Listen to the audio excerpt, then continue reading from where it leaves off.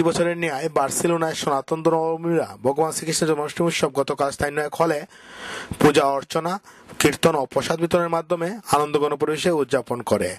সনাতন ধর্মের মতে প্রায় 5,500 বছর পূর্বে দাপর যুগে সনাতন ধর্মের অবতার রূপে প্রেম, সত্য, ন্যায় প্রতিষ্ঠার ব্রত হিসেবে শ্রীকৃষ্ণ আবির্ভূত হন। অত্যাচার ও নির্যাতনের বিরুদ্ধে তিনি শান্তিপ্রিয় ভালো মানুষের অধিকার প্রতিষ্ঠায় ব্রতী হন। এ ব্যাপারে ইসকনের নেতৃবৃন্দ বলেন, Festival for the birth of Lord Krishna is a festival for making peace and happiness and spirituality all over the world. We are congregating here about 1,000 people. And we just distribute a lot of Mahaprasad to everyone.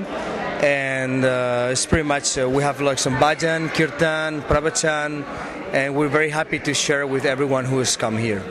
আনন্দঘন পরিবেশে জন্মাষ্টমী অনুষ্ঠানে বাংলাদেশ, ভারত, নেপাল সহ বিভিন্ন দেশের সনাতন ধর্মাবলম্বীরা অংশগ্রহণ করেন। বার্সেলোনায় হিন্দু ধর্মের বিভিন্ন সম্প্রদায়ের সর্বস্তরের লোক এখানে উপস্থিত হয়েছে এবং সবাই অত্যন্ত আনন্দের মাধ্যমে ভগবান শ্রীকৃষ্ণের জন্মদিন পালন করেছে।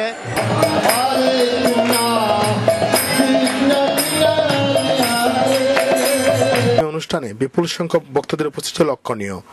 রূপচাঁদ দাস, রূপক, বাংলা টিভি, বার্সেলোনা, স্পেন।